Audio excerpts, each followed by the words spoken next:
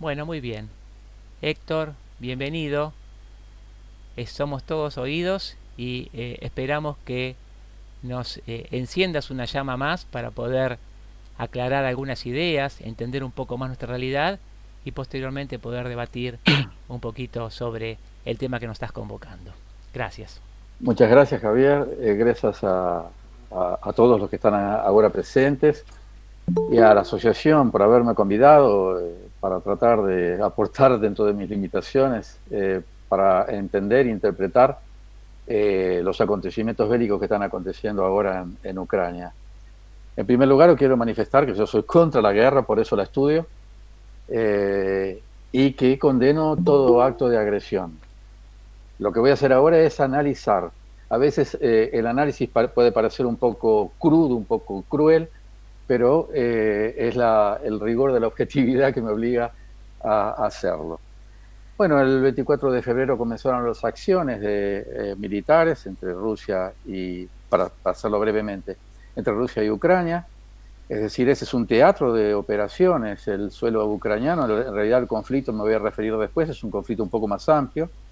Ese conflicto directamente, el conflicto armado en Ucrania, tiene varios niveles de análisis. Todo conflicto se puede analizar a partir de tres niveles de análisis: el nivel estratégico, el nivel táctico y el nivel político. Desde el punto de vista estratégico, la impresión que yo tuve, por lo menos en las primeras manifestaciones que realicé el día 25 a la mañana, era que la guerra ya había terminado.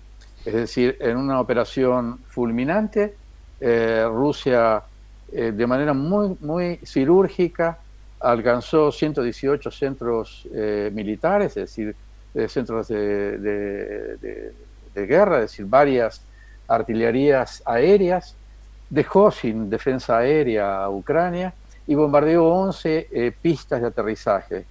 No tanto destruyó aviones, porque no era el objetivo la destrucción de aviones, sino la destrucción de pistas de aterrizaje. Por un lado, para que los aviones no puedan volar, para mantener intactos los aviones para Ucrania, porque mi impresión es que la idea inicial era dejar intacta toda la infraestructura ucraniana. Y en aquel momento fueron 18 centros de comunicación, control e inteligencia, lo que significa digamos, el sistema nervioso central de la estructura defensiva de Ucrania. En los primeros momentos se hablaba que Ucrania se rendiría, que Zelensky ya estaba para rendirse, pero finalmente decidió mantenerse en una situación de intentar impedir el ingreso de Rusia, y Rusia inició otro operativo que era el operativo de invasión. Eso es una invasión. Ya el bombardeo significa una invasión, ese es el nombre técnico, por lo tanto es desde el punto de vista de la ONU condenable. La ONU no hace discusiones de qué guerra es justa o qué guerra es injusta, en el sentido de lo que es guerra justa. El Papa y Lenin, Vladimir Lenin, están en el mismo barco, es decir, ellos pensaban que había guerra justa. La ONU no entra en el mérito de las guerras, simplemente considera que la guerra de agresión es una guerra condenable y la guerra de defensa es una guerra loable, es decir, todos los países tienen derecho a su defensa. En este caso hay una explicación por parte del gobierno ruso, de Putin, de que esta guerra sería una guerra, lo que Estados Unidos llama guerra preventiva, es decir, anticipar el ataque para evitar ser atacado en el propio territorio. Después voy a explicar qué significa eso. Yo entiendo que hubo presión sobre Zelensky para no renunciar. Prometieron lo que no podían cumplir, es decir, Ucrania no es ni un país de la Unión Europea ni un país de la Organización del Tratado del Atlántico Norte. Por tanto, Europa no tiene obligación de defender a ese país. Pero prometieron armamento. En realidad, el armamento ya estaba entrando en Ucrania a partir del golpe de 2014, es decir, inclusive a Nolan tuvo que manifestarse en el Congreso para justificar los flujos financieros que estaban yendo para grupos nazistas. grupos de extrema derecha que estaban articulando, que articulaban el golpe, que después en realidad mantienen un estado paralelo al Estado ucraniano.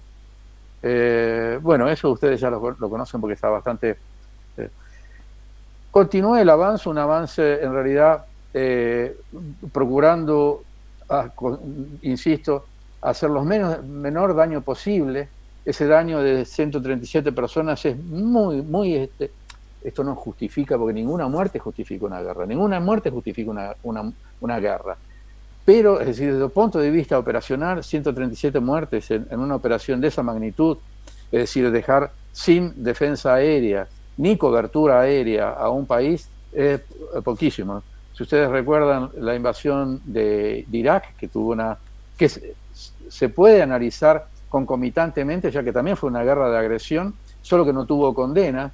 Esa fue una guerra, si ustedes recuerdan, había la denuncia de que Irak tenía armamento nuclear y de destrucción masiva, es decir, armas químicas.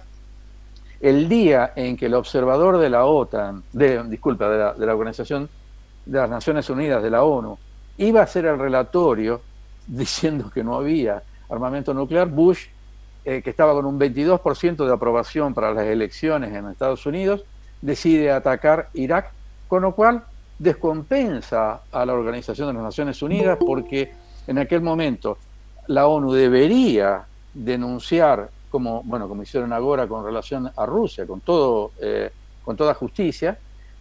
No lo hicieron porque la posibilidad de denunciar a Estados Unidos significaba que Estados Unidos se retiraba de la ONU y la ONU dejaría de existir. Para nosotros, digamos, países flacos, es mejor tener una ONU enflaquecida que no tener absolutamente nada. Es decir, la ley internacional rige para los flacos, los débiles.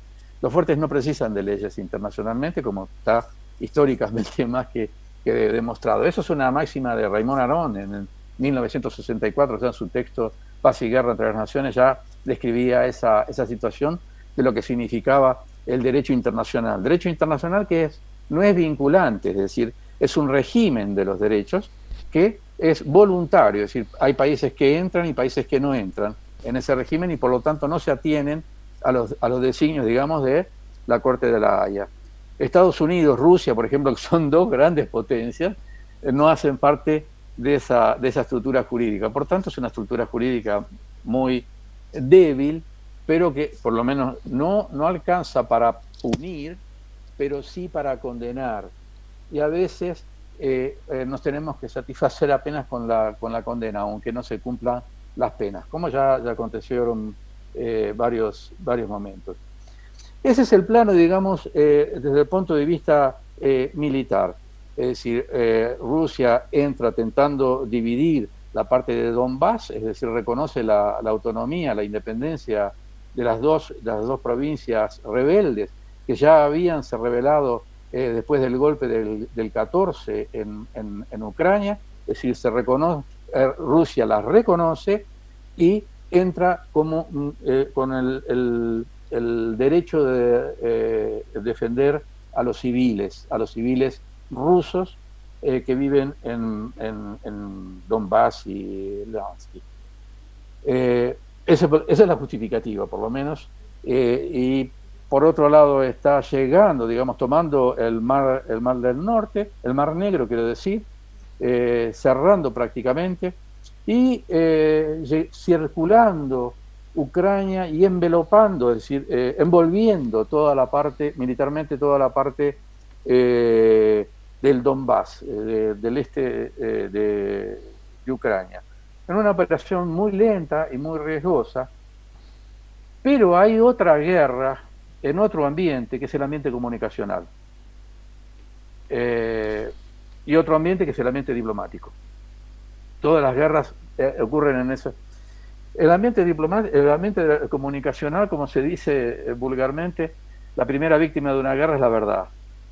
Yo digo que la verdad la matan antes de la guerra, es decir, se entra en la guerra ya con la verdad secuestrada.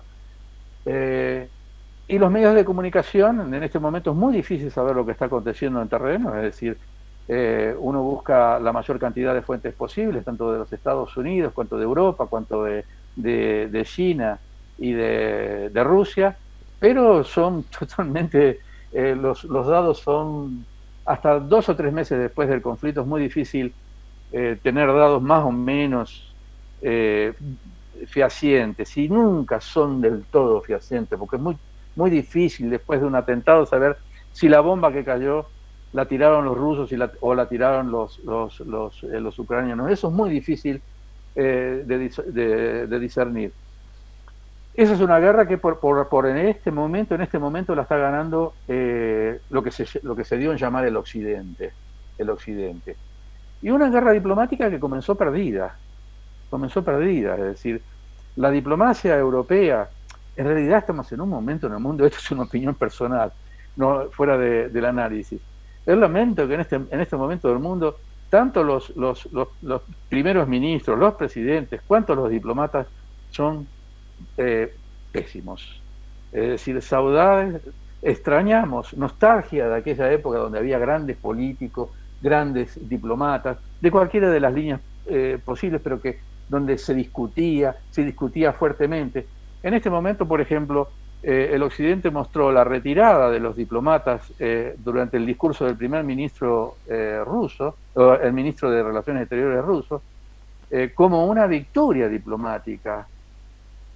Y para mí fue una claudicación diplomática, en un momento que los diplomáticos tendrían que estar trabajando día y noche para buscar la mesa de negociaciones, para obligar a sentarse en la mesa de negociaciones, para evitar la paz, porque un minuto de negociación es un minuto menos de muerte.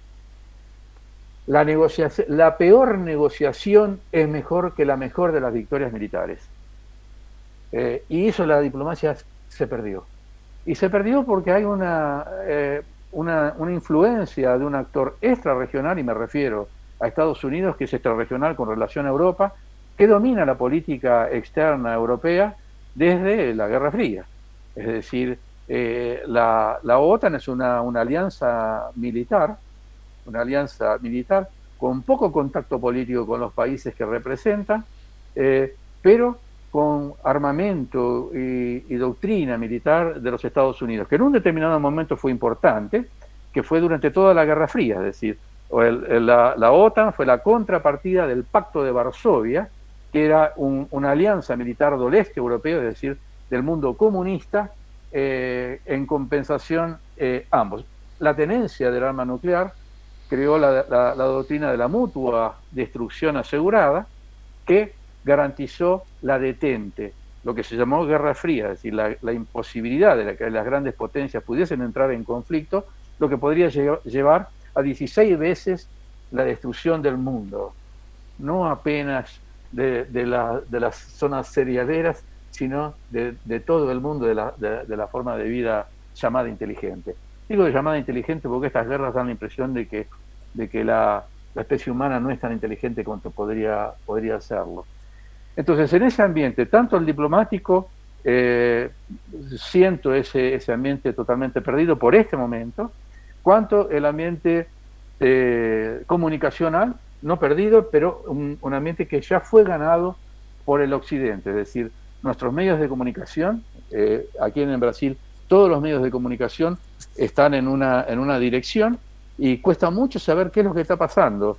Inclusive con esta denuncia de laboratorios biotecnológicos en Ucrania, que la propia Nolan tuvo que explicar en el Congreso norteamericano, hoy en la reunión de la Asamblea, de la reunión del Consejo de Seguridad, todos estaban diciendo que Rusia estaba mintiendo. No solo Rusia, sino China, porque China también hizo la denuncia de esos laboratorios. En realidad, Estados Unidos no tiene una ley que prohíbe que se fabriquen armas químicas y biológicas en el territorio norteamericano. En un determinado momento, cuando un diplomata brasilero, que era Bustani, era el presidente de la organización sobre las armas, de control de las armas químicas, propuso hacer una vistoría en Estados Unidos, fue derrumbado. Es decir, no fue posible hacer la investigación. Sí, no se hace. Es decir, hay armas químicas, hay armas nucleares como para acabar con todo el mundo, se siguen fabricando. Hay una industria de armamento que en este momento está floreciente. Después de la Guerra Fría, inclusive, la industria más floreciente fue la industria de armamento. Cuando todos imaginábamos que ya no habría más guerra, sin embargo, la industria de armamento continuó funcionando. Inclusive actualmente había una propuesta del 2% del Producto Interno Bruto para armamento, para la defensa, lo cual Europa no podía cumplir porque tiene otras exigencias, otras necesidades, como cualquier gobierno tiene que distribuir su presupuesto para las diferentes pastas gubernamentales. Y había una necesidad de un 2% mágico, porque en realidad lo que precisa un país para defenderse depende de sus capacidades, de sus vulnerabilidades y de sus amenazas. No depende de un 2% mágico. ¿Por qué ese 2%? ¿Por qué Alemania, Inglaterra, inclusive Brasil, porque los militares brasileños también están pidiendo ese 2% mágico, tienen la misma necesidad? Mi impresión, que analizo justamente ese tipo de transferencias de armamento, que es una necesidad de escala, de demanda del complejo industrial militar norteamericano. Es decir, la posibilidad de abastecer ese 2% significa revitalizar ese complejo que no podríamos ya estar viviendo en un mundo, no digo de paz, porque el conflicto es inmanente a la humanidad. Y ahora voy a hacer un análisis histórico para intentar explicar este conflicto. En el fin del siglo XIX, fin del siglo XX, quiero decir, 1980 y poco, la Unión Soviética se derrumba, se desmonta el Pacto de Varsovia. En el 90 hay una reunión, se hace la reunificación de Alemania, una Alemania que estaba dividida desde la Segunda Guerra Mundial. Hay una reunificación y hay un acuerdo entre el gobierno norteamericano y el gobierno ruso de la reunificación de Alemania, el desmantelamiento del Pacto de Varsovia, una serie de reglamentos para el desmonte del armamento nuclear y no la exigencia, sino el pedido de que la organización del Tratado del Atlántico Norte no se desplazase para el este, ni un centímetro más. Ya en el 92, Bush conmemora que habían ganado la Guerra Fría. Que era otro de los acuerdos, de decir, bueno, esto se termina, pero no hay ni vencedores ni vencidos. Esa declaración ya fue lo que se dice una humillación. El posterior alargamiento de la OTAN hacia el este en 5 ondas inclusive que va a incorporar 14 países ex Unión Soviética. De los 30 países que componen la OTAN, 14 son de la antigua Unión Soviética. Eso fue una humillación. Hay un autor, Max Weber, un alemán, que después de la Primera Guerra Mundial hace un discurso para el Congreso alemán. Él era diputado, pero un gran sociólogo, es decir, es uno de los más famosos, digamos, sociólogos teóricos, digamos, de la sociología universal. Pero tenía ese apetito por la política y tenía una visión muy interesante. Ya había dicho para Alemania no entrar con la guerra submarina porque eso sería la justificativa para Estados Unidos entrar en la guerra. Perdió ese discurso, Alemania entró con la guerra submarina, entró Estados Unidos en la guerra y se acabó la guerra. Cuando acaba la guerra, él hace un discurso sobre la dignidad de los vencidos. La dignidad de los vencidos. Él hace un discurso así, muy bonito, tanto en las letras cuanto en el contenido. Porque él dice, ganar la guerra no significa tener la verdad ni tener la razón. Significa simplemente que fueron más fuertes y ganaron la guerra. Pero respeten la dignidad de los vencidos. Porque no es que los vencidos estén errados ni sean malos, simplemente perdieron la guerra. No hagan eso porque crearán el ciclo de venganza, lo que después se va a llamar el huevo de la serpiente. Y es sobre ese discurso de la dignidad alemana que Hitler va a montar toda su campaña política y va a recuperar, digamos, lo va a crear el Tercer Reich, a partir de ese discurso sobre la dignidad alemana. Lo mismo va a utilizar o Putin después de Yeltsin. Yeltsin es el último, no es el último, porque Putin también se ofrece para entrar en la OTAN. Una de las primeras medidas de Putin fue entrar en la OTAN, lo que significaba terminar con las guerras, por lo menos con este tipo de guerras que estamos teniendo ahora. No solo no fue oído, sino que continuó la proyección hacia el este. Y Putin se va a montar en el discurso justamente de la dignidad herida rusa para recuperar la industria rusa, limpiar una oligarquía corrupta, sustituirla por otra oligarquía corrupta, porque en realidad los gobiernos no son otra cosa que sustitución de burocracias y oligarquías corruptas. Pero en fin, limpió aquello, fortaleció también la estructura defensiva. Hubo actualizaciones recientes con relación al diseño tanto doctrinario cuanto de armamentos. Están en un nivel muy avanzado de armamento nuclear, son los que más ojivas nucleares tienen del mundo, es decir, más que los Estados Unidos, y tienen misiles hipersónicos, que muda totalmente la concepción de la guerra, porque son, diferentemente de los misiles transcontinentales, transatlánticos, que tienen una ruta fija y por lo tanto son relativamente fácilmente detectables y defensables, estos pueden mudar de dirección, son planeadores hipersónicos que pueden mudar de dirección, lo que significa una dificultad para la defensa norteamericana o cualquier defensa sobre la cual se aplique ese tipo de armamento. Hubo un límite para Putin, que fue Georgia. En 2008 hubo un intento de Georgia de entrar en la OTAN y establecer artefactos misilísticos en la Georgia, y Putin entró en Georgia, tomó Georgia y impidió. Y fue muy claro en la reunión de Múnich de que Rusia no admitiría más pasos de la OTAN hacia el este europeo. Y en realidad se acordó, fue acordado que no entrarían otros países, entre los cuales Georgia y Ucrania. Piensen que Joseph Stalin, un dictador soviético, que la gran parte, es decir, durante toda la Segunda Guerra Mundial fue comandada por Stalin, era georgiano. Y Nikita Khrushchev, también un gran ministro icónico desde el momento que él en la Asamblea de las Naciones Unidas golpeó la mesa con su zapato, no sé si ustedes recuerdan aquella imagen, pero era una imagen bien emblemática, era ucraniano.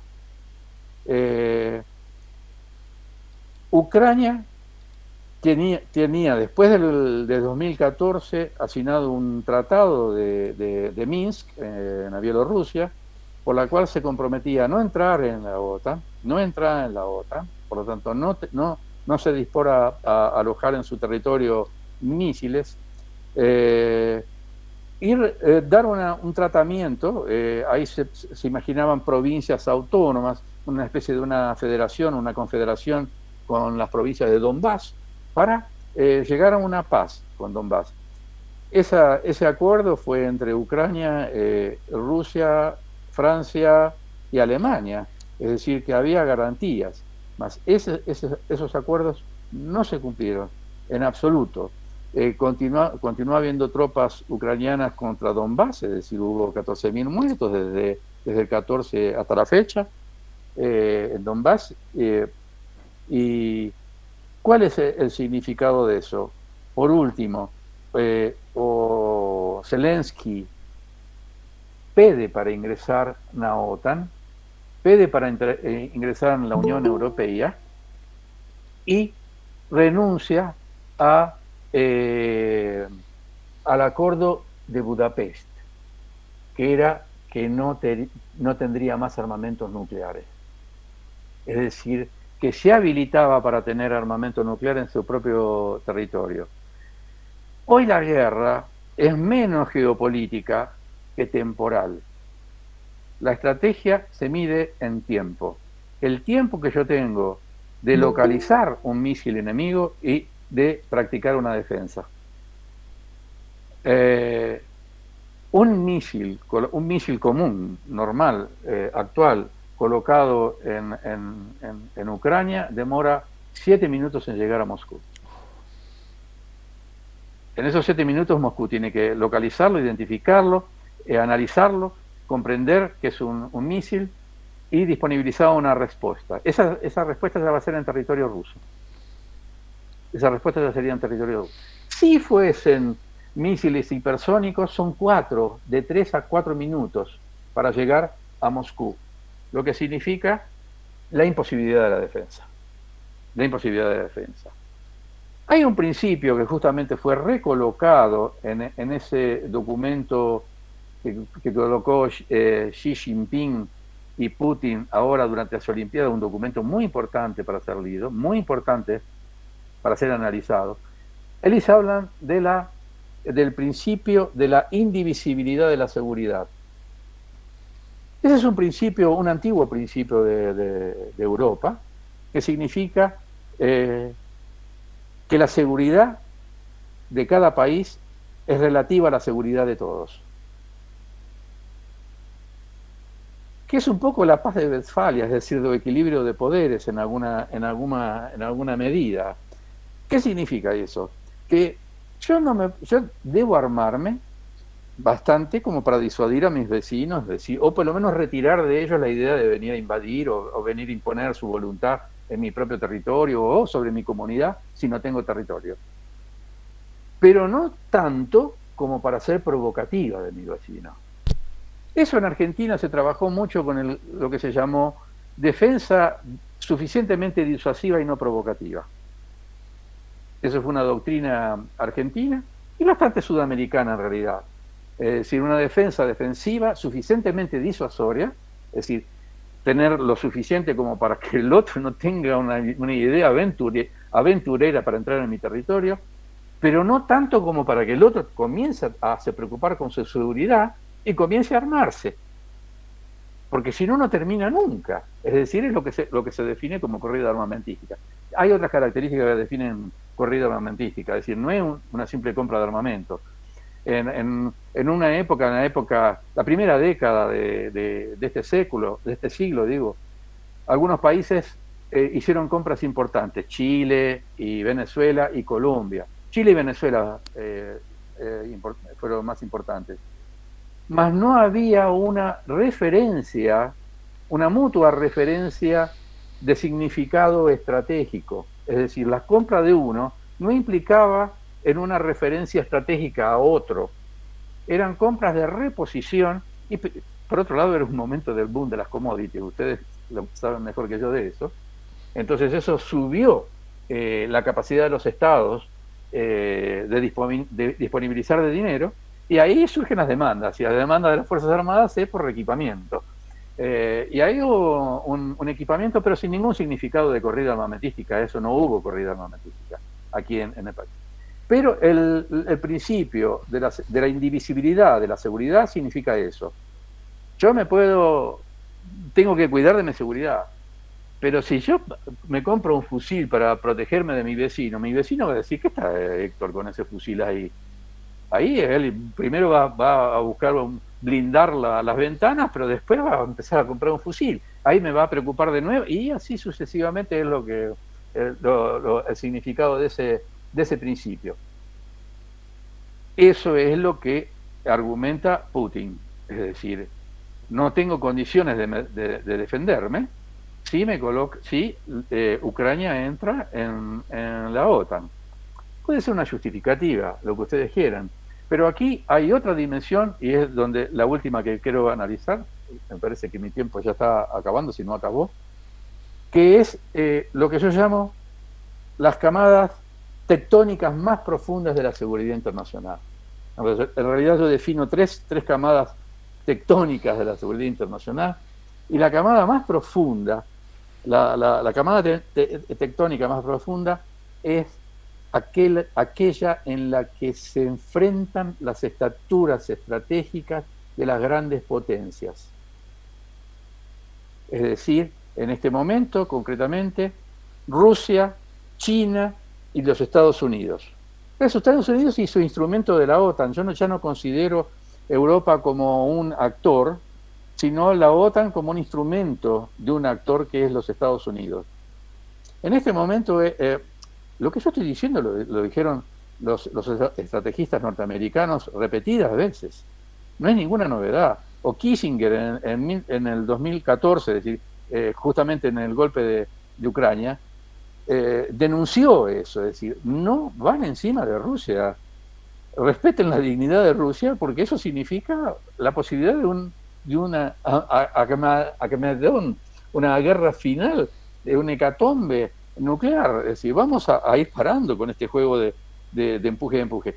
Acá hay una situación importante que Estados Unidos ya en el fin del siglo XX, si ustedes se acuerdan, en el Congreso lo que estaba siendo discutido era, ya no había más Guerra Fría, Rusia ya no importaba, lo que importaba era China. Una China que se había recuperado gracias al auxilio norteamericano, es decir, el encuentro de Nixon con Mao Zedong, que Mao Zedong estaba amparado porque ya ni siquiera conseguía se mantener en pie el pobre. Pero fue el capital norteamericano que levantó a Rusia, y en el 2000 ya ven a Rusia, que no vendía buchiganga de 90 centavos, todo por un peso. Ya estaban avanzando en la tecnología de punta. No solo la tecnología, sino la ingeniería. La ingeniería china. Ahí en el 2000, justamente el Congreso estaba pensando en el giro del frente estratégico para el Pacífico y pasar el presupuesto de la defensa para los estaleiros, ¿cómo se llama aquellos que fabrican los barcos en español? Los artilleros. Astilleros. Eso, gracias. Los astilleros de la costa del Pacífico, para enfrentar a China. En aquel momento, si ustedes se acuerdan, un avión espión norteamericano cayó en una isla china, que fue un momento muy crítico de la relación entre China y Estados Unidos. Y ahí viene el 11 de septiembre de 2001, donde Estados Unidos se pierde en lo que yo llamé la década del sonambulismo estratégico. Ahí se va corriendo atrás de terroristas, invadiendo países, invadió Afganistán, Irak, en fin, en guerras donde se empantanó, y en esos 10 años China avanza sobre África, cruza África construyendo instituciones e infraestructura institucional hasta llegar al Atlántico Sur. ¿Cuál es la importancia del Atlántico Sur? ¿Cuál es la importancia de las Malvinas? ¿Cuál es la importancia de las Malvinas? Hay que dejar de pensar en las Malvinas como una isla y pensar en el Atlántico Sur, porque por el Atlántico Sur pasa el 80% del comercio chino. Y las Malvinas es parte de una cadena de islas que corta el Atlántico Sur. Por eso China se preocupó por construir instituciones y infraestructura para llegar al Atlántico Sur. Entonces lo que nos estamos presenciando aquí es la decadencia de una potencia, una disputa de hegemonías mundiales, una disputa con diplomacias totalmente diferentes, la diplomacia rusa, la diplomacia china y la diplomacia norteamericana. La diplomacia norteamericana la conocemos, la diplomacia china la estamos conociendo, la diplomacia rusa la ignoramos. Pues es una diplomacia que hay que tener en cuenta porque es una potencia nuclear importante en este juego de tres actores. O un sociólogo de las relaciones internacionales francés decía que todo imperio perecerá. Es la lógica interna del imperio es perecer. Y en este momento Estados Unidos está en una crisis, inclusive una crisis interna.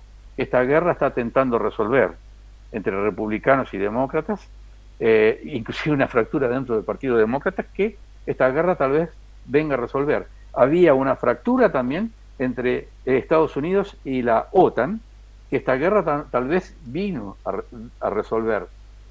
Ahora vienen elecciones en Francia, ya Mélenchon está hablando de una autonomía, perfecto. Y esa es la situación. Hay una situación de, no diría de beligerancia, pero de fricciones entre ambientes hegemónicos, Rusia, China y los Estados Unidos, en decadencia. No hay nada más peligroso que un imperio en decadencia.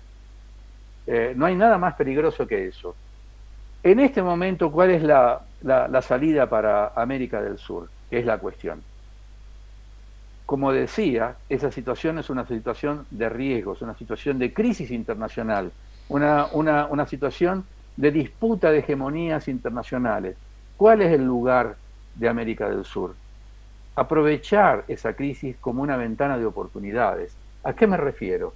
A pensar en los intereses de América del Sur, pensar en los intereses de las clases productivas de América del Sur, pensar en la posibilidad de cooperar con América del Sur.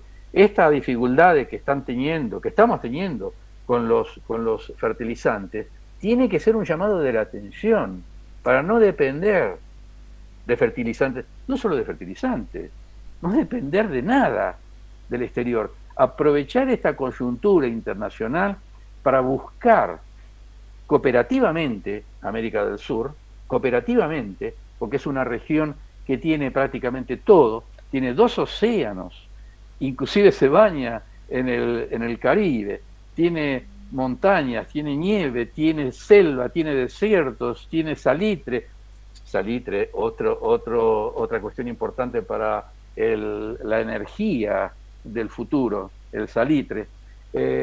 Pensar en una cooperación sudamericana de producción, de cadenas productivas, de ciencia y tecnología, juntar nuestras universidades, juntar las universidades con los sectores productivos para buscar, no digo la autonomía porque la autonomía es un poco utópico, pero aumentar un grado de autonomía para defender los intereses de la región. Básicamente era eso.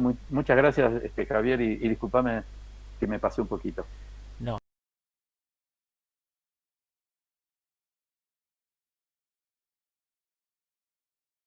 Gastón. ¿Qué tal? Buenas tardes. Bueno, felicitar a mi papá primero por la exposición. Muchas gracias por participar. Quería preguntar qué posibilidad hay que se extienda a un plazo mayor esta guerra y que pueda llegar a pasar algo como pasó con Estados Unidos, Afganistán, o por una cuestión de medios o de la es muy difícil que se prolongue mucho más.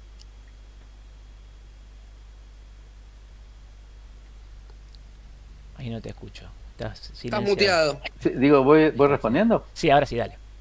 Gracias, Gastón. Bueno, esta es una cuestión que no consta en mi currículum, pero que mucho me orgullo, que soy el padre de Gastón.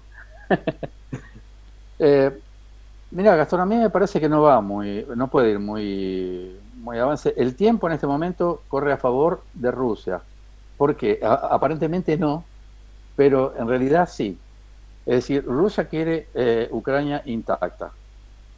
Controla los sistemas más, digamos, sensibles, como son las usinas nucleares, para que pueda caer en manos de terroristas, en fin, o los laboratorios de producción biológica, que Europa niega, pero el secretario general de la ONU pidió, de la OMC, pidió para que destruyesen todos los agentes patógenos.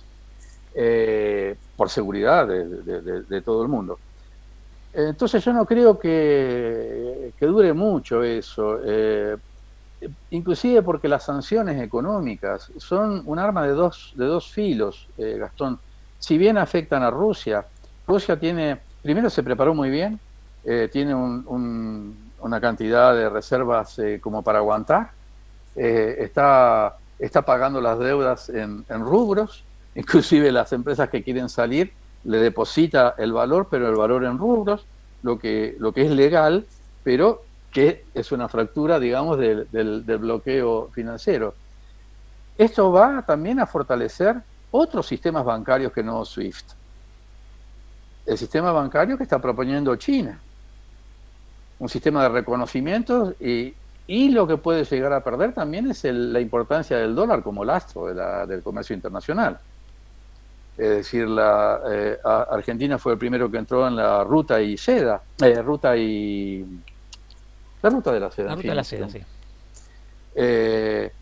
Con un aporte muy importante de China para inversiones en infraestructura y todo ese tipo de cosas. Yo creo que no va a durar mucho, es decir, el conflicto va a permanecer. ¿Cuál es el conflicto? El conflicto de fondo es el que yo llamo de las camadas tectónicas más profundas, es decir, donde están se enfrentando, digamos, las estaturas estratégicas de las tres potencias. Eso va a continuar y va a permanecer con diferentes cálculos, en fin. Europa ya está entrando en elecciones. Estas sanciones económicas van en contra de los actuales gobernantes, porque están diciendo, está bien, Putin es un loco. Una cosa, no se puede analizar un conflicto encima de la subjetividad de los beligerantes. No hay ningún loco en una beligerancia. Son racionalidades enfrentadas. No piensen que Putin es loco. Puede ser que sea un megalómano, pero pensar en eso no nos lleva a un análisis claro de la situación estratégica. En fin, eso va a tener una presión. Los que hoy están en la calle pidiendo por la liberación de Ucrania, mañana van a estar llorando en las filas de los supermercados porque van a estar pagando un 30 o un 40% más todo. El gas, el petróleo, pero todo. Porque los alimentos básicos, los insumos básicos vienen de Rusia y de Ucrania. Entonces van a tener que parar. Es decir, esto podría haber sido evitado muy fácil, simplemente obedeciendo las reglas del juego. Es decir, Ucrania no entrar en la OTAN. Punto. Putin no hubiese tenido ningún argumento para invadir Ucrania. ¿Qué acontece? Es decir, fue Francia, fue Alemania. Alemania inclusive pasó primero para Ucrania y fue para Alemania y fue para Rusia, y cuando salió de Rusia hubo un respiro de optimismo, que subieron las bolsas en Europa, ustedes deben saber, subieron las bolsas en Europa, todo el mundo estaba contento porque parecía que había un acuerdo. Ahí entró Biden y no dejó el acuerdo. Ahí fue Malcolm. Fue a hablar con Rusia también, nuevamente una onda de optimismo. Ahí entró Biden y no hubo acuerdo. Aquí la guerra en realidad es entre Biden y Putin, ¿no? Si querés, entre Estados Unidos y Rusia. Una guerra por mandato. Es decir, no van a entrar en guerra Rusia contra Estados Unidos. Esperemos que no entren en guerra porque sería pésimo para todos. Pero sí por tercerización de la guerra. Es decir, lo que le interesa a Estados Unidos es ahogar a Rusia y separar a China. Inclusive porque el cerco no es solo contra Rusia, es contra China. Otro detalle fue la votación. Muy bien, fue condenado, pero hubo 35 países que se abstuvieron.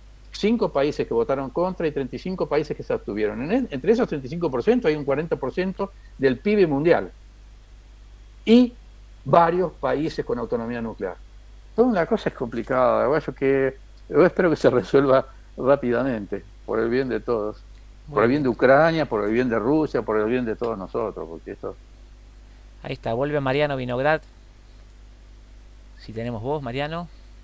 A ver, ahora se me oye. Perfecto. Bueno, en principio celebro la invitación a la oportunidad de un diálogo sudamericano, latinoamericano, iberoamericano.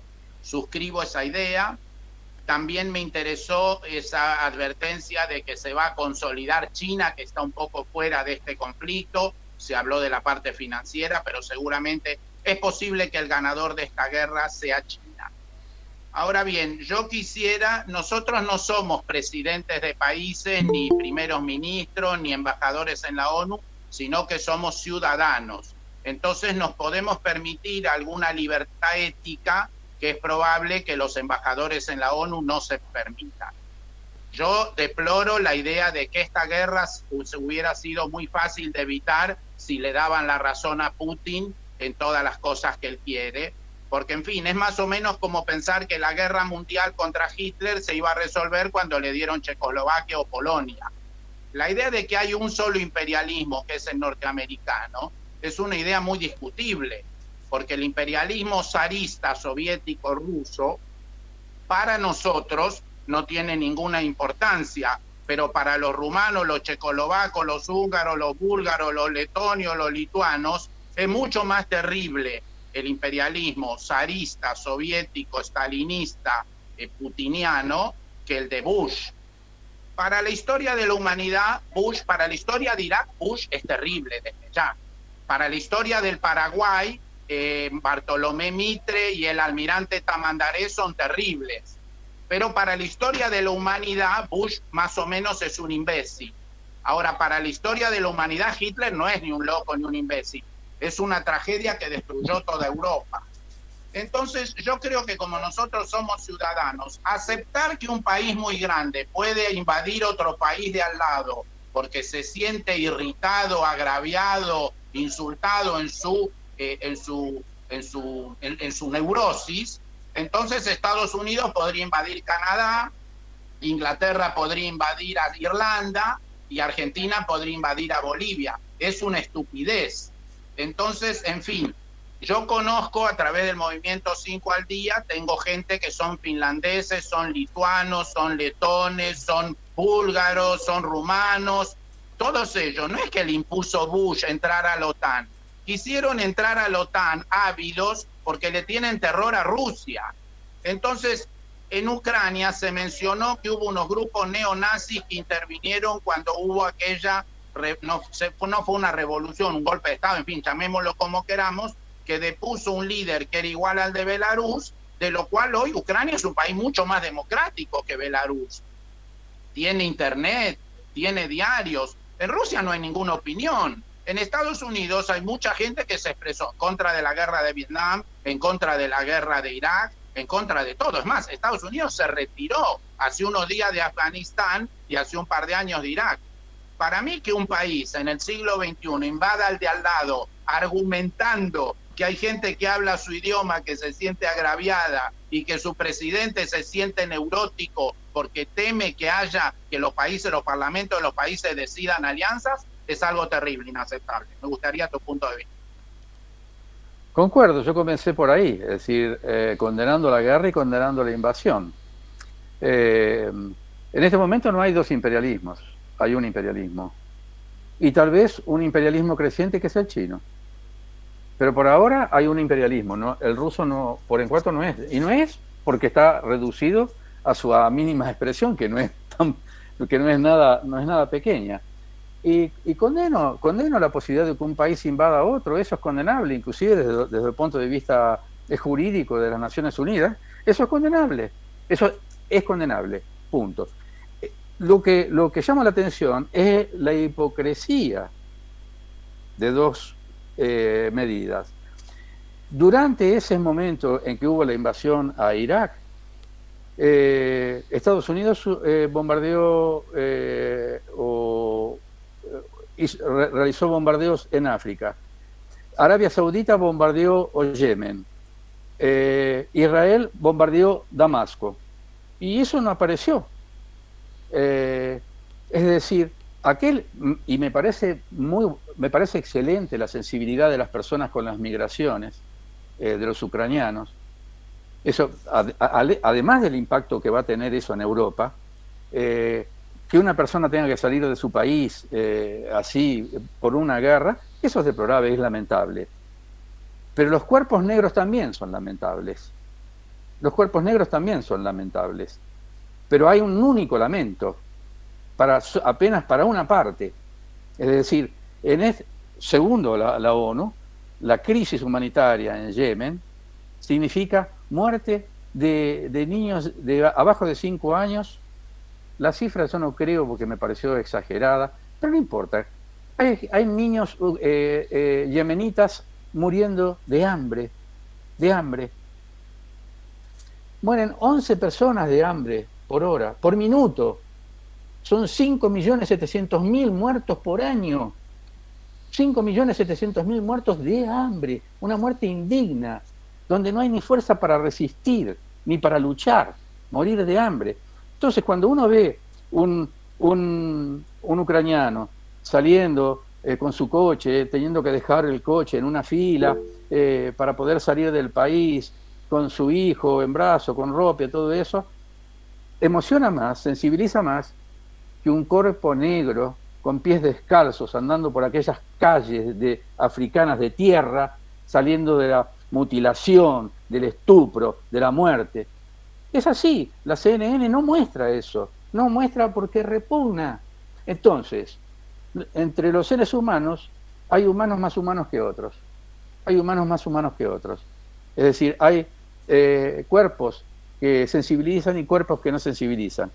Yo digo, todo es condenable. Yo no estoy defendiendo a Rusia, Mariano, disculpa.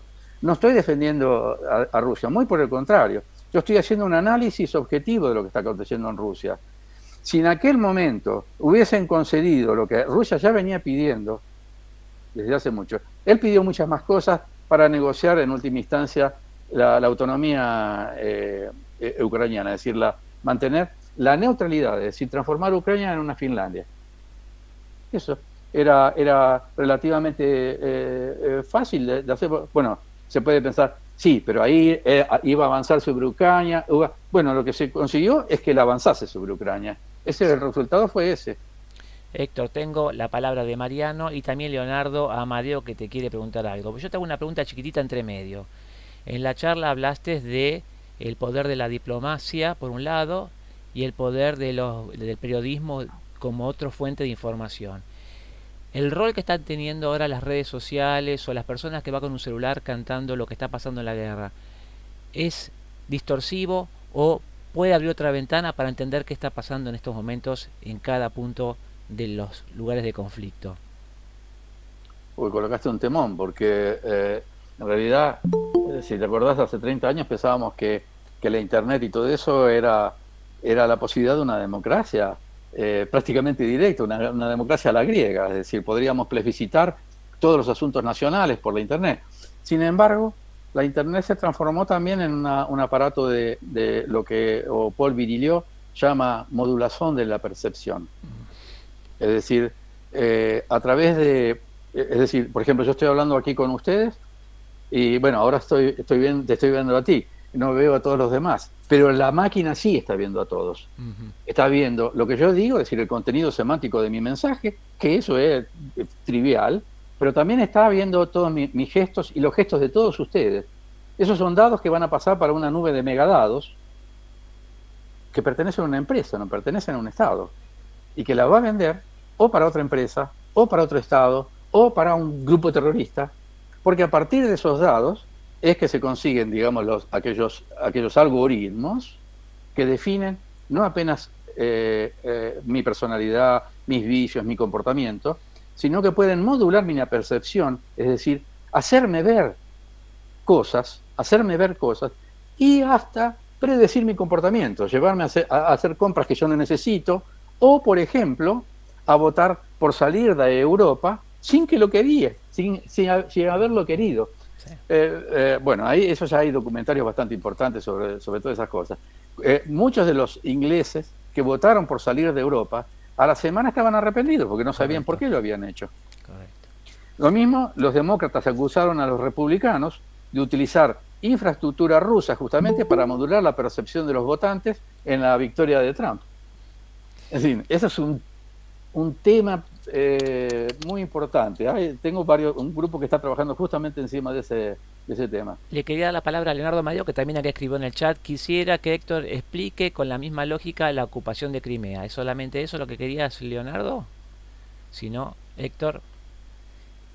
Crimea no fue ocupada, Crimea ya estaba ocupada en realidad, es decir, es el puerto más importante de Rusia, es el puerto más importante y más estratégico de Rusia, es decir, es el puerto de aguas calientes, significa que puede usar durante todo el año ese puerto, los demás puertos solamente en determinados periodos los puede usar, es decir, no hubo una ocupación, simplemente no salieron las tropas rusas de ahí, hubo un plebiscito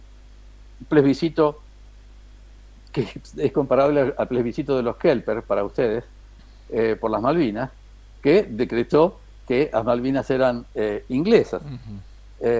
Ahí hubo un plebiscito y el 90 y poco por ciento, claro que eran todos rusos los que estaban en Crimea,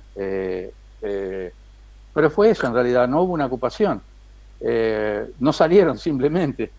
Es decir, ellos pidieron, no sé si convencidos o no, en fin, eso que estamos hablando de la modulación de la percepción, los rusos tienen una experiencia importante en modular las percepciones.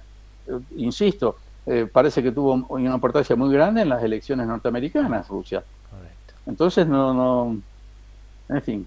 Voy a circular la palabra porque ya estamos empezando a acercarnos al final de la reunión y Mariano todavía tenía deseos de decir otra cosa o opinar algo. Mariano.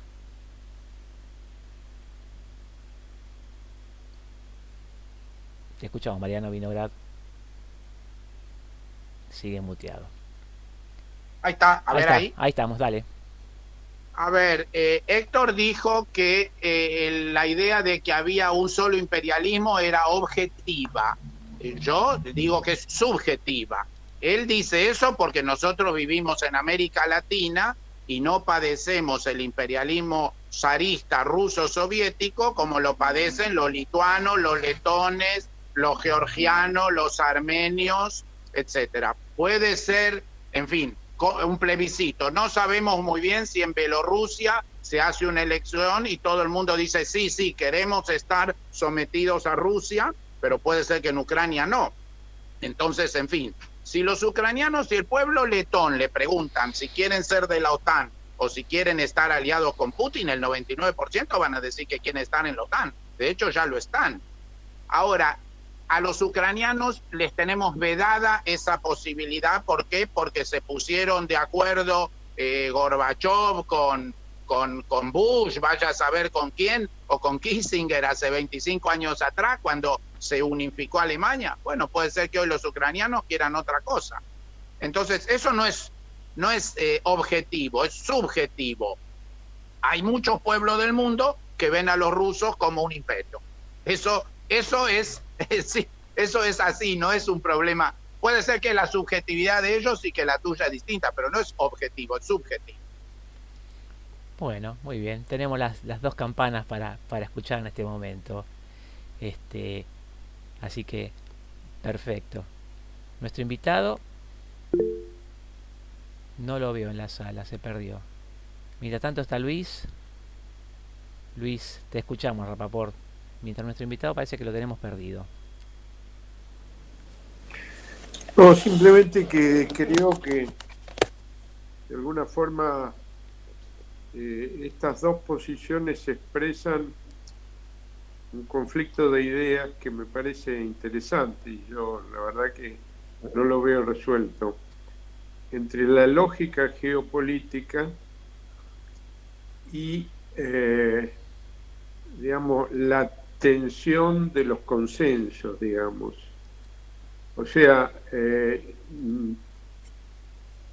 buena parte del proceso de expansión de la Unión Europea, quizá también de la NATO, tuvo más que ver con la voluntad de la población a la cual, digamos, no tuvo más remedio el poder público de acompañar. Con la NATO pasó algo parecido. Yo también estuve en los países bálticos y, digamos, el temor a Rusia es una cosa que existe. Por el otro lado, es cierto que existe una lógica geopolítica y que lo que dice Héctor, bueno, no solamente Kissinger, hay toda una línea de pensamiento en Estados Unidos, el mismo Kennan, que es el artífice, y hay, bueno, algún otro, Mirsweiler, una cosa así, que es muy interesante el análisis que hace, muy parecido al de Héctor. Pero indudablemente hay un conflicto entre dos lógicas, la voluntad democrática de la gente y una realidad geopolítica es inexcusable. O sea, yo no Me parece que estamos frente a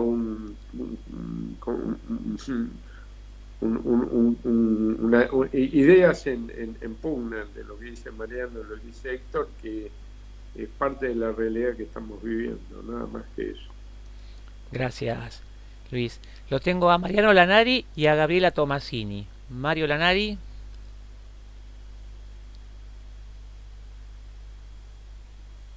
Marito.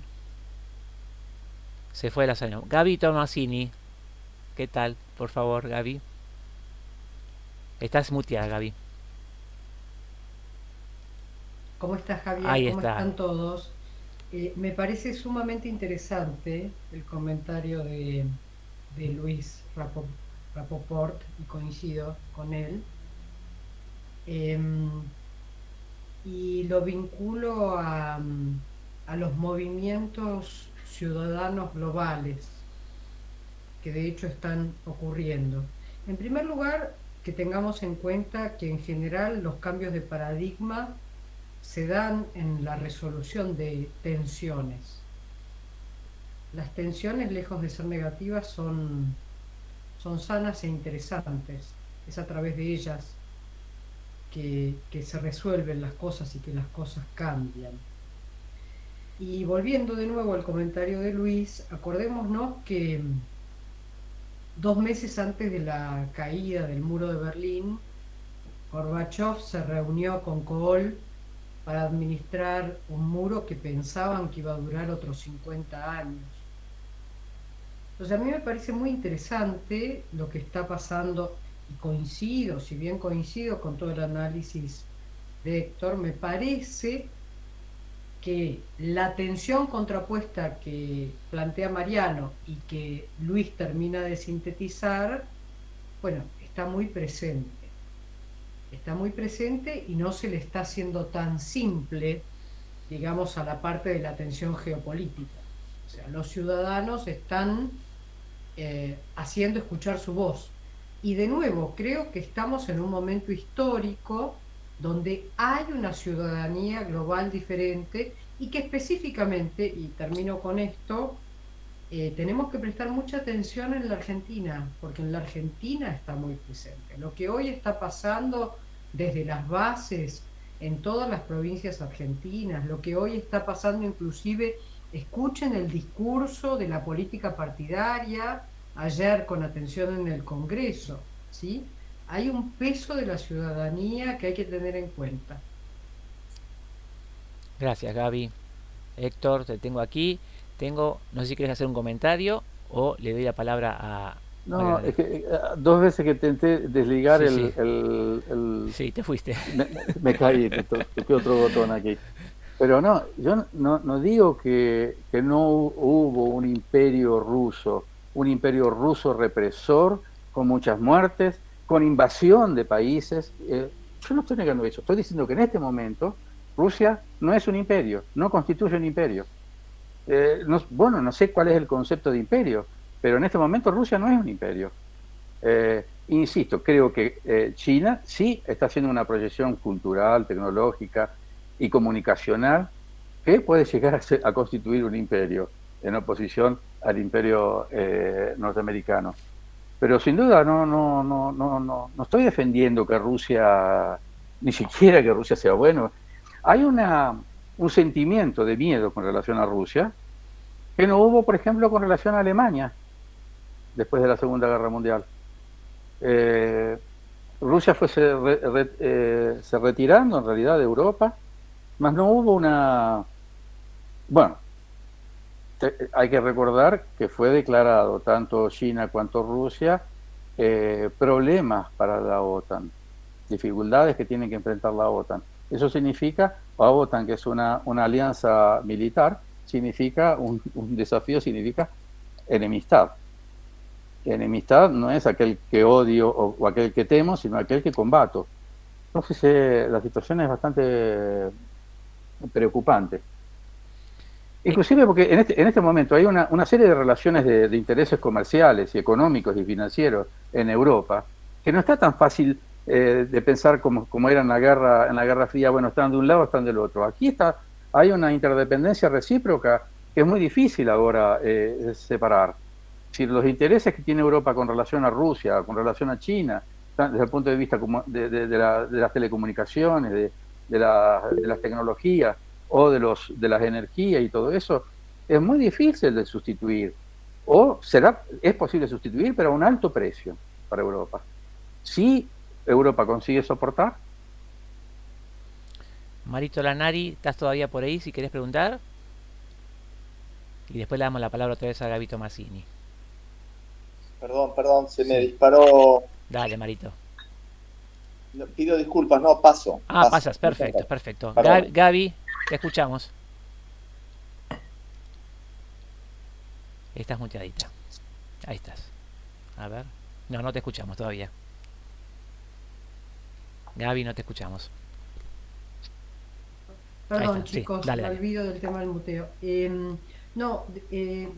Me hace reflexionar, Héctor, y me gusta, me encanta la gente que me hace reflexionar, y lo vuelco a todos, que en realidad pocas veces pensamos que hay pocos países más asociados comercialmente que China y Estados Unidos, a quienes en realidad vemos como antítesis, ¿no? Entonces sí, coincido con Héctor que cuando pensamos todos. Reflexionar ya es un ejercicio un poco más complejo y creo que cuando analizamos todas estas cosas vale la pena, ¿no? Tratar de bucear un poquitito más. Muy bien. Concuerdo con una cosa que dijiste antes con relación a la conflictividad. La conflictividad no es el problema, al contrario. La conflictividad permite emerger situaciones que están mal acomodadas. Coincido. La cuestión es cómo se resuelven la acomodación, o agonísticamente, como diría Julian Freud, o polémicamente. Cuando se resuelven polémicamente es porque realmente faltó diplomacia, faltó política, faltó trato social, faltó argumentos. Y eso es falta de humanidad. Coincido 1000%. Yo creo que tenemos que buscar resolver las tensiones a través de una conversación con propósito. Exacto. Por supuesto no es tan sencillo, lo que hay que fijar es el propósito. A mí me pareció muy bien tu análisis. Gracias. Javier te va a agradecer, pero quiero decir, me parece muy interesante analizar los conflictos desde otro punto de vista, lo cual no quiere decir estar tomando una posición a favor de la guerra en lo más mínimo.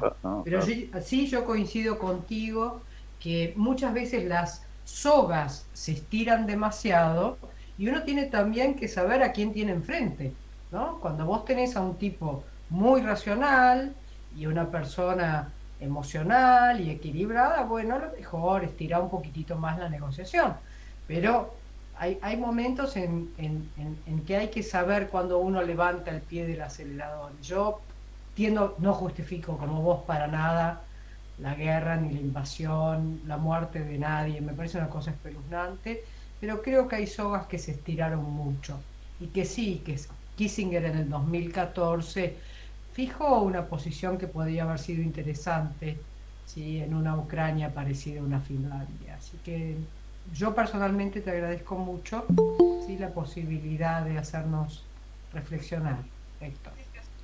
Muy bien, nos están quedando 7-8 minutos, así que voy a circular las palabras muy rápidamente. Lo tengo ahí a Juan Carlos Kudasniku. Juan. Así es. Dale. Buenas noches. ¿Qué tal? Está preocupando de acuerdo a algo que mencionó Gabriela, que es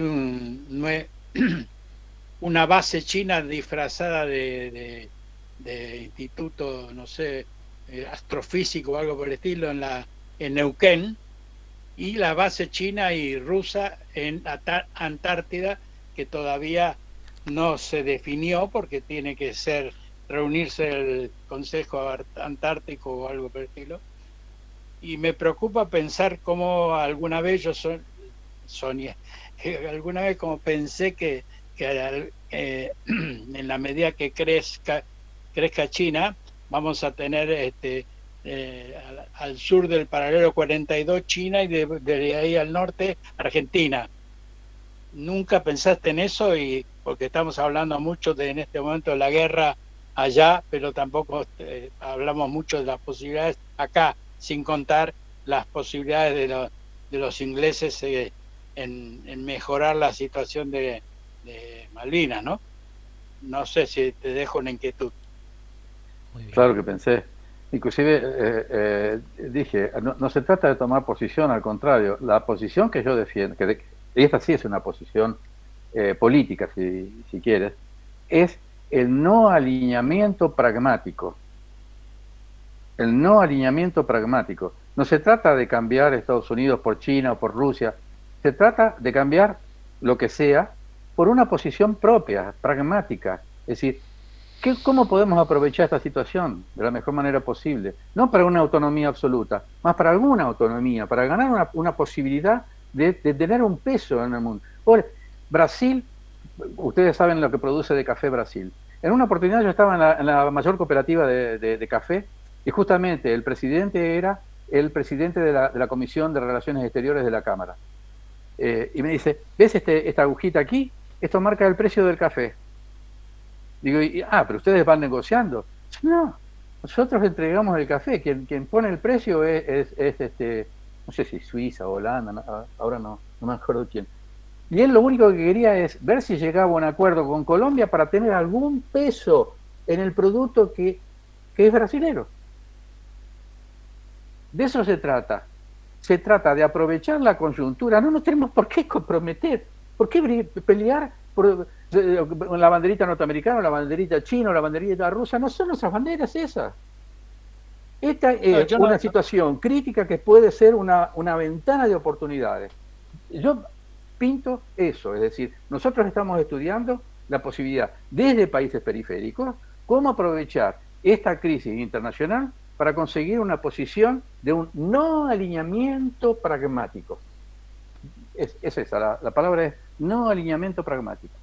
Muy bien. Mariano Vinograd y después Gabito Nassini. Estoy en una conferencia. Sí, mi pregunta es acerca de Donald Trump. No se habló del asunto. En fin, Estados Unidos hizo un gran cambio de Donald Trump a Biden. Donald Trump parecía ser amigo de Rusia y enemistarse con China. Hablaste del imperio creciente de China. ¿Alguna reflexión sobre, en fin, cómo Estados Unidos hace 3 años tenía una posición y ahora toda la contraria? ¿Alguna reflexión sobre eso? Sí, en realidad lo que pesa, si hay alguna autonomía de la política externa norteamericana, bueno, ahí es mi impresión. Claro que es una impresión cualificada porque estudio eso, pero quiero decir, es mi impresión. Porque que lo que pesan fuertemente en la política externa, si pasan demócratas, pasan republicanos, es la política externa del complejo industrial militar norteamericano. Eso es lo que le da un cierto peso. Es decir, hubieron en un determinado momento una posición después de la Guerra Fría, inmediatamente después de la Guerra Fría, había dos lógicas. Una lógica que decía, vamos a traer a Rusia para nosotros, y otra que decía, no, vamos a enemistar con Rusia. La segunda posición permitía la manutención de escala de la demanda del complejo industrial militar. ¿A quién le interesa la paz? ¿A quién le interesa la paz? Es lo mismo que preguntarse si a la industria farmacéutica le interesa la salud. No le interesa la salud a la industria farmacéutica, le interesa mantenernos vivos y enfermos. Vivos y enfermos. La industria de armamento no quieren una guerra nuclear, no quieren una guerra entre Estados Unidos y Norteamérica, quieren una tensión suficiente, como la que está ahora, para que el primer ministro alemán diga, vamos a subir la aplicación, el presupuesto para la defensa al 2 y poco %. Ese 2 y poco % se lo va a sacar a otras cosas, se lo va a sacar a educación, se lo va a sacar a servicios sociales, se lo va a sacar a otra cosa ese 2%. Y eso va a alimentar. Hay un autor norteamericano, Ray Mills, que justamente habla del conlurio de las élites, de la élite industrial militar, de las Fuerzas Armadas y de los políticos norteamericanos, que se recrían entre sí porque los políticos precisan dinero para sus campañas políticas, que piden para los industriales. Los industriales precisan vender. ¿Para quién venden? Para los militares. Los militares hacen la demanda y para tener una demanda precisa en una situación de riesgo en aquel momento, estamos hablando del 63, 64, era la inminencia de una guerra mundial. La inminencia de una guerra mundial. Ustedes se acuerdan de aquella época, estábamos pensando que en cualquier momento se iniciaba una guerra nuclear. Eso mantenía la represión en los dos bloques, tanto en el bloque occidental, aquí hubo un montón de golpes militares, ustedes lo saben también cuanto yo, y en la Rusia hubo un montón de represión, se tomó Checoslovaquia, se invadió. Es decir, eso sirvió para que los dos bloques hicieran represiones internas y mantuviesen en vilo una industria de armamento que sirve para eso, para mantener la tensión y la proximidad. Hay una máxima latina que dice, si vis pacem para bellum, si quieres la paz, prepárate para la guerra. Esa es una máxima mentirosa. Eso es históricamente falso. Si se preparan para la guerra, se aproximan de la guerra. Si quieren la paz, prepárense para la paz. Vamos a hacer la paz. De eso se trata. ¿De qué nos interesa toda esta discusión? Buscar los intereses nacionales que no pasan por la guerra, pasan por el desenvolvimiento, no pasa por la guerra. La guerra empobrece, eso enriquece a los vendedores de armamento. Bueno, pero esa, en fin, ahí sí, ya es mi opinión, no es tanto. Perdí la objetividad. Disculpa, Mariana, perdí la objetividad. No, perfecto, perfecto. Mirá, nos quedan, si les parece, Gabriela y Mariano, y vamos cerrando. Y entre medio te me echo, ¿no es cierto? La estructura del BRIC, Brasil, Rusia, India y China, cómo se empieza a desbalancear en estos intercambios, ¿no? Pero lo vamos a dejar para otro encuentro que seguramente te vamos a convocar en breve. Gaby Tomasini. Desmuteate, por favor, Gaby. Ahí estás. Quiero volver un poquito para atrás. En primer lugar, tu apasionamiento, bienvenido, Héctor. Así debe ser. Cuando vos decís en tu brasilero castellanizado, castellano abrasilado, creo que decís desenvolvimiento por desarrollo, imagino. Sí. A ver, quiero volver a un concepto que me pareció muy interesante, el no alineamiento pragmático. Coincido 1000 por 1000 con vos que la crisis, si uno la sabe aprovechar, es siempre una oportunidad, y que nuestros mutuos países, el que vos habitás y el que nosotros habitamos, que es de los dos, debieran en primer lugar resolver sus problemas internos, esta estúpida grieta que distrae, y distrae muchísimo, que de cualquier manera acá se corre cada vez más a los extremos y se achica. Y me hago cargo de lo que digo y camino mucho territorio. Así que debiéramos resolver nuestros problemas internos, y después coincido absolutamente con vos, ¿sí? Modernizar, agilizar este anquilosado grupo regional que es el Mercosur, ¿sí? Para después comerciar con todos. Nosotros nos tenemos que llevar bien con China, con Estados Unidos, con India, con los árabes, con todos. Yo puse un ejemplo un día en Antropoceno que es casi un escándalo, sobre todo ahora que el feminismo va por otros lados, ¿no? Pero yo dije, escucho muchas veces en la Argentina quien toma posición por los imperialismos, ¿no? Mueren de amor por China, mueren de amor por Estados Unidos, otra grieta más, ¿no? Y yo digo, pero chicos, ¿por qué se ocupan tanto? Eso es como más o menos ir, ¿no? A avisarle a una mujer que te estás acostando con el marido ¿viste? Y la mujer se ríe, se enoja con vos, etcétera, pero después sigue haciendo su vida y el matrimonio continúa. Digo por esto de la relación China-Estados Unidos, ¿no es cierto? Y nosotros estamos ahí como una pequeña cosita tomando partido por uno o por el otro. Así que sí, yo creo que todos los ciudadanos, y cada uno desde su lugar, vos desde la filosofía, los empresarios desde el empresariado, bueno, etcétera, sí, tenemos que trabajar por esto, por resolver nuestros problemas internos, por unir al bloque regional de una manera mucho más moderna que como está hoy, que está obsoleta totalmente, y bueno, y serlo bastante hábiles como para comerciar con todos, porque las potencialidades son enormes. Donde vos mirás, hay una oportunidad perdida. ¿Sí? Hoy nosotros sacamos un post donde dijimos, vamos a pagar 3 facturas con la guerra. ¿Sí? La primera, de todo el gas que vamos a exportar, a importar muchísimo más caro. ¿Sí? Cuando en realidad podríamos no solamente tener autoabastecimiento, sino exportar. Otras matrices. En segundo lugar, el lucro cesante de todo lo que habríamos podido exportar a los precios mayores. Y finalmente ser conscientes, que da ganas de llorar, que los precios mayores que podamos tener por el trigo, por el girasol, por la soja, por el maíz, no van a alcanzar para compensar el mayor costo que vamos a pagar por el gas. Así que sí, llorá por mi Argentina, no llores por mi Argentina, llorá por mi Argentina, porque hemos hecho las cosas mal y ha llegado el momento de hacerlas bien, y depende para mí de la ciudadanía, ¿sí? Así que trabajemos. Sí, exactamente. Una cosa que faltó, tanto en el Mercosur cuanto en la UNASUR, fue a la sociedad civil. Yo creo que pasa justamente por ahí. Primero, no pensar en esta cuestión de imperialismo como si fuese un Boca River, porque no es un Boca River, no nos interesa en realidad quién gana, quién pierde. Lo que nos tiene que interesar es cuál es nuestra posibilidad de jugar en ese partido, y no hinchar por uno o hinchar por el otro. Segundo, buscar una aproximación entre la universidad, la academia, y el sector industrial, el sector productivo, el sector de defensa, todos los sectores nacionales, es decir, fortalecer esa ligación. Segundo, la internacionalización, que yo limito a América del Sur, puedo explicarlo bueno, en fin, yo lo limito para América del Sur, consolidar a América del Sur como una región de autonomía estratégica, buscar libertad de acción estratégica para poder tener, insisto, aquella posición de un no alineamiento pragmático.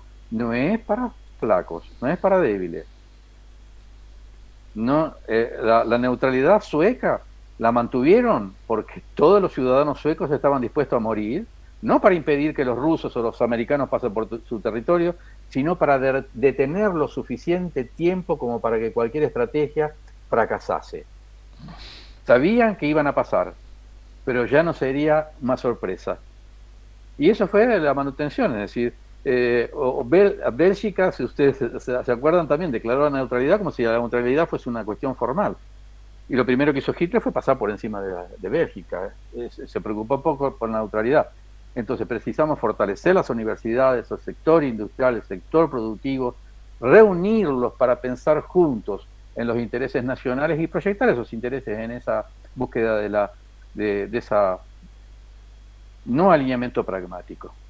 Perfecto. Le doy la última palabra a Mariano Vinograd y cerramos la lista de intervenciones. Mariano, creo que te vas silenciado, si querés comentar algo, y hacemos el cierre formal de la reunión. Estoy ahí Ahí estoy está. oscuro porque estoy en el auto. Dale. Yo creo que el cierre ha sido muy bueno, la idea del no alineamiento pragmático me gusta. Quisiera invitar a Héctor para una próxima.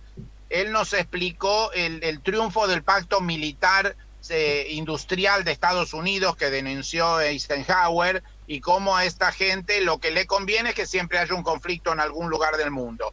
Y me pareció muy bueno la idea esa de que a la industria farmacéutica también... Ahí se cortó un poquitito. Pero vamos a convocarte, Se acabó, Héctor. Mariano. Vamos a convocarte a una próxima reunión, si te parece, Héctor. Héctor, nos des un pequeño cierre de la reunión o algún comentario para despedirte y hacemos el cierre formal. No, bueno, como el filósofo en realidad es una mosca, es decir, no tiene posiciones, sino que critica las posiciones de los demás, es decir, provoca a pensar. Sí, como dice Gabriela, conseguí eso, por lo menos con ella, yo estaba más que satisfecho. Estoy muy, muy satisfecho. Muchísimas gracias por el espacio que me dieron aquí para hablar con ustedes. Para mí es un honor, realmente un honor, una honra. Le pido disculpas a las demás personas que quieren hablar en este momento, pero vamos a llegar al fin de esta reunión. Juan Carlos, disculpa que no te doy la palabra. Héctor, desde ya muy agradecidos. agradecidos también a nuestro amigo en común, familiar tuyo, que hizo de Celestino en esta reunión. Así que Gastón, gracias por haber participado. Y como siempre, te despedimos con un fuerte abrazo y un fuerte aplauso porque estamos muy contentos de haber tenido entre nosotros aquí como en el living de casa. Muchas gracias, Héctor.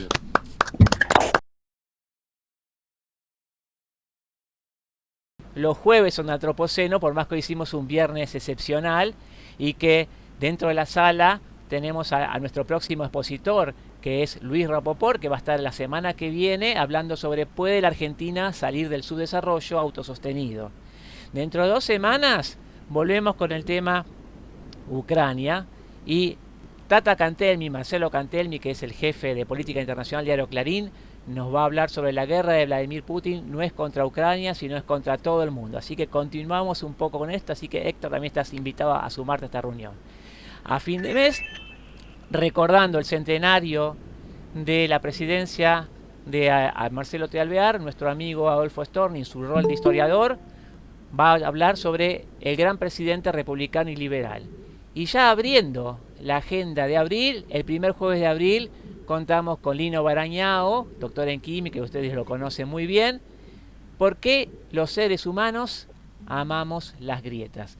Temas súper interesantes que tenemos aquí en Antropoceno, esta y todas las semanas.